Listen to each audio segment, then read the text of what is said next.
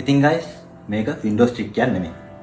ඔයාලට මම අද කියන්න දන්නේ ගෙදරදීම Dell laptop එක බැටරිය change කරගන්නේ කොහොමද කියලා. එකතු වෙන්න මේ වීඩියෝ එකට.